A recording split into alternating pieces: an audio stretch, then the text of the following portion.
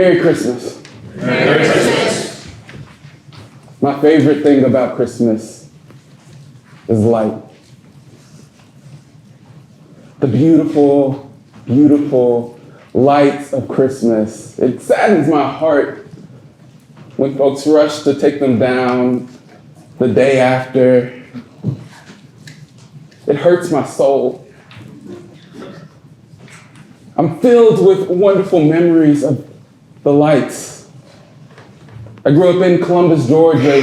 The thing to do when young Beau and his beautiful maiden were coupled together was to go to Callaway Gardens. Now, Callaway Gardens has nothing on Avalon, but it was ours. It is beautiful. It was wonderful. And at Callaway Gardens, they would have a festival of lights. And you would grab your cocoa and meander with your new license as a 16-year-old boy around Callaway Gardens, marveling at the beautiful lights and the topiaries and the decorations and all the lights. One of my favorite memories with my father was each year stretching out all of those lights, plugging each one in, checking each bulb as we prepare to put the lights on our own home. It was one of the great regrets that when I went off to college, my dad would get impatient. And so by the time I came home for the Christmas holiday, the lights would be up. And I would be disappointed. And I would still sit there and marvel at the lights. To my chagrin, this year, my wife put the kibosh on me putting up Christmas lights. Over years, we've accumulated lights, and then we've left them in whatever city that we're in, and then accumulated lights, and then left them in whatever city that we're in. And this year, she said, no more. No lights for you. She did let me get a little wreath. Actually, a nice lady donated a wreath, and she bought it from the Boy Scouts, and she had wreaths, but she got hit up, and so she said, here, you can have this one. And I was like, at least something. But it's nothing like the lights. So I've had to pacify myself, my fixation, my love of those Christmas lights by driving around the three villages, marveling at the beautiful lights that are put up around here.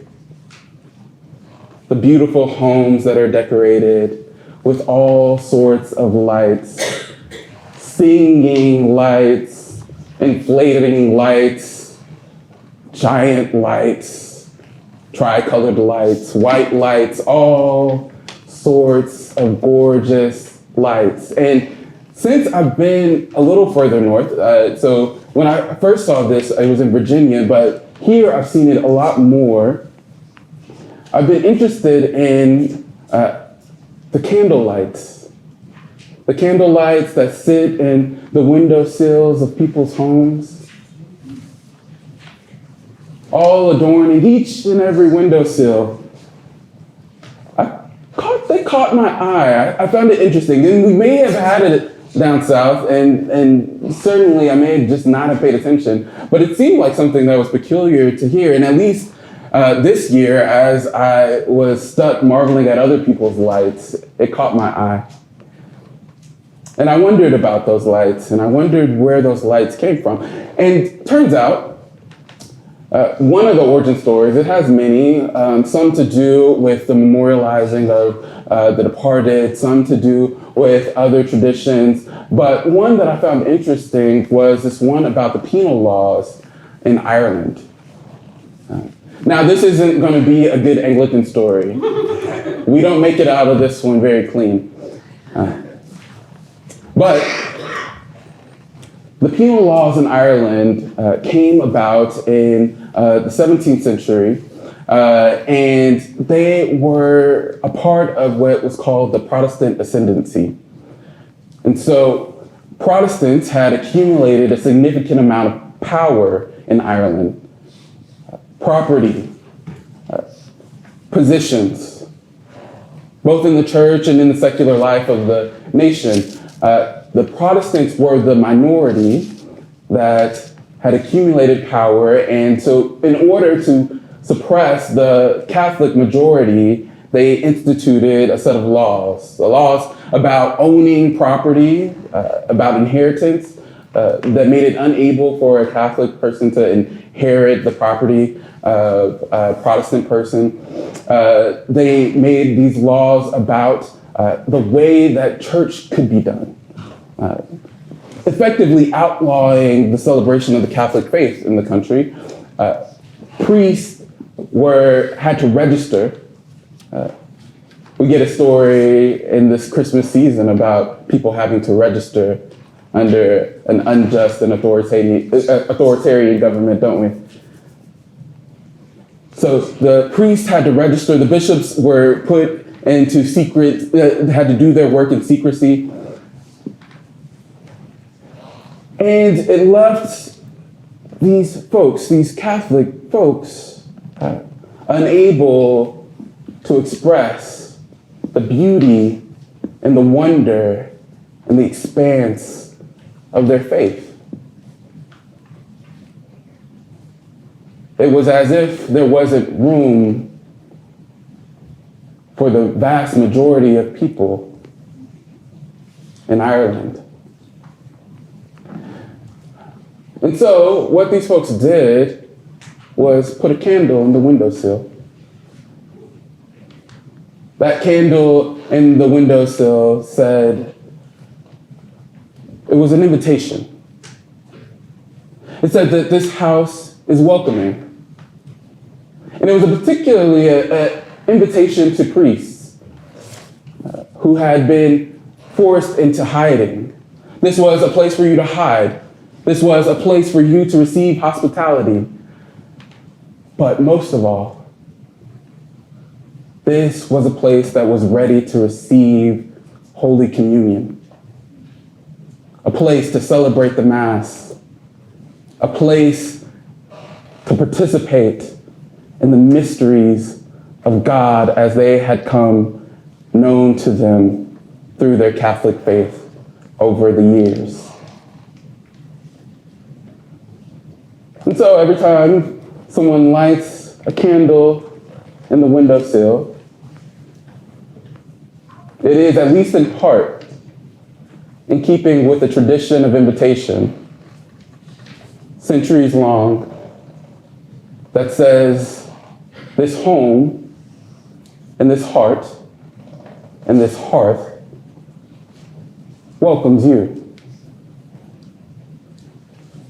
Welcomes you who are commissioned to do the work of God, and welcomes Christ. Christ's presence in the Holy Eucharist. Christ's presence in the people gathered. Christ's presence with the people of faith across generations, coming together for prayer and communion. That's a great story to me.